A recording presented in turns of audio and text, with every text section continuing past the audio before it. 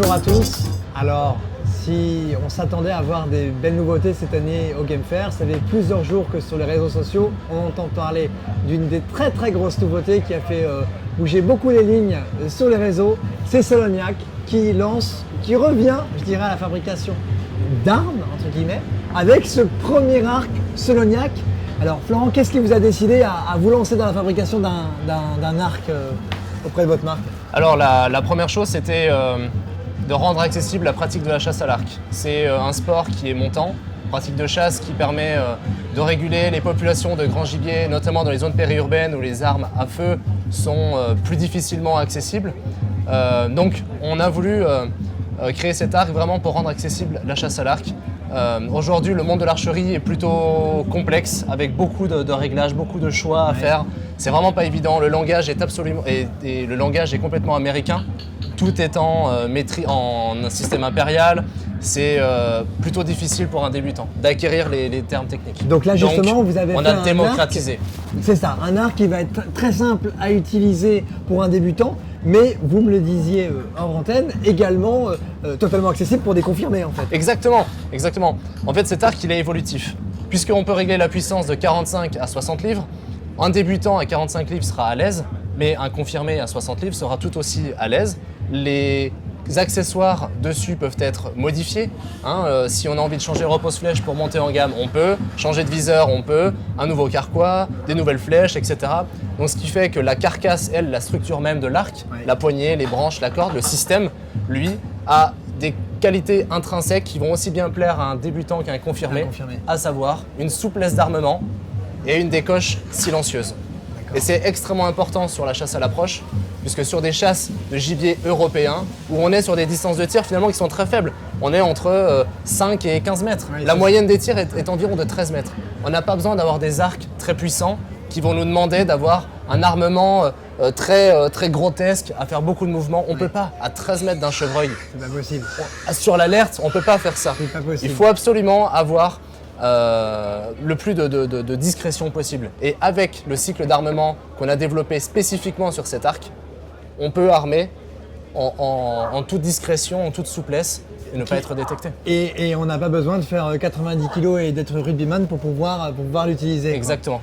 Surtout qu'à 45 livres, juste pour rappel, c'est la puissance minimum à utiliser pour prélever tous les grands gibiers, même sangliers, cerfs, etc. Alors on sait que la très grande force de Soloniac, c'est de réussir à faire des super produits à des prix attractifs et intéressants. Ouais. Donc cet arc, vous le proposez au prix de 350 €. Et donc c'est vrai que pour quelqu'un qui a envie de débuter à la chasse à l'arc, c'est plus attractif que si c'était beaucoup plus cher. Est-ce que vous pourriez juste nous montrer, pour ceux qui connaissent bien sûr, pas de problème, mais pour ceux qui ne connaissent pas la chasse à l'arc, à nous faire une description, je dirais, de cet arc? Oui. Alors, sur cet arc, déjà c'est un système solo cam, c'est-à-dire c'est une roue libre en haut et une cam en bas. C'est elle qui va emmagasiner toute la puissance pendant le cycle d'armement. D'accord. Ce qui est très spécifique à l'arc à poulie, c'est que la puissance n'est pas linéaire au fur et à mesure que l'on tire. On va avoir un grand pic de force à passer au début de l'armement. Et ensuite, on va avoir beaucoup de souplesse et de légèreté à l'ancrage, ce qui va nous permettre de garder la visée plus longtemps. Notamment à l'approche, on voit un chevreuil qui arrive. Au moment où il a la tête qui passe derrière un arbre, on arme l'arc et on attend qu'il passe les 5 derniers mètres pour arriver dans notre fenêtre de tir et décocher. Est-ce que vous pouvez nous le montrer justement? Alors, sur celui-là, c'est un modèle gaucher. Moi, je suis droitier, donc je vais le tirer en droitier, mais c'est juste pour préciser, attention, on est bien conscient que c'est un arc gaucher. D'accord, ok. Donc là, je vais avoir un pic de puissance, ça commence à forcer. Voilà. Et là à l'ancrage. Et là, on peut rester bloqué comme ça. J'ai quasiment rien dans les mains, c'est très léger. D'accord. Très bien. Et alors, au-delà de l'arc, vous avez également, vous fabriquez également vos flèches et vos lames, c'est ça? Tout à fait. Pour accompagner l'arc, il y a une série d'accessoires. On va retrouver des flèches, les flèches qui sont 100% carbone. La petite particularité, c'est que pour la pratique de la chasse à l'arc, il est obligatoire d'écrire son numéro de permis sur le tube. Dessus. Sauf qu'un tube noir, c'est pas pratique pour écrire. Donc, on a inséré un rectangle blanc sur lequel on va pouvoir écrire au feutre son numéro de permis. Au moins, c'est bien lisible, c'est pratique, c'est facile. On les vend, ces flèches, directement avec la pointe de cible vissée. Ce qui fait qu'on n'a plus qu'à interchanger avec la lame de chasse. D'accord. Mais on n'a pas besoin de le faire Donc à la en maison. fonction, voilà, on va chasser le lapin, on va chasser le chevreuil, on va chasser un cerf, Tout on à va fait. pouvoir utiliser des lames, Tout à des fait. lames différentes. Et juste toujours pour la démocratisation et l'accessibilité de l'arc, de la pratique de chasse à l'arc, les flèches, on en propose 3 longueurs Ouais. pour justement éviter d'avoir à la maison à recouper le tube à la bonne longueur, à coller la pointe, etc., qui est plutôt compliqué, dangereux, parce que le carbone, la poussière de carbone et les tubes de carbone, c'est très dangereux. Ouais. Donc, on propose 3 tailles avec un tableau de mesure qui est très simple par rapport à son allonge. D'accord. Donc, je rappelle, se mesure aux extrémités des majeurs. Une fois qu'on connaît sa mesure d'allonge, eh bien, on peut choisir son modèle de flèche avec un tableau. Il y a 3 tailles, c'est hyper simple. SML. Alors, il y a des personnes qui visionnent cette vidéo et qui se disent « Ah, enfin, super, je vais pouvoir m'y mettre, mais où le trouver ?» Et on en parlait hors antenne, je crois qu'il y a 30 décathlons en France où vous avez formé des personnes précisément sur ces arcs Ouais. qui vont pouvoir répondre aux différentes questions des chasseurs. Pour savoir à quel endroit est-ce que des chasseurs qui nous regardent peuvent aller trouver ces décathlons, où est-ce qu'ils peuvent le faire? Tout à fait. Alors, effectivement, le choix de 30 magasins, pour la première année en tout cas de distribution de cet arc, c'était un choix de qualité.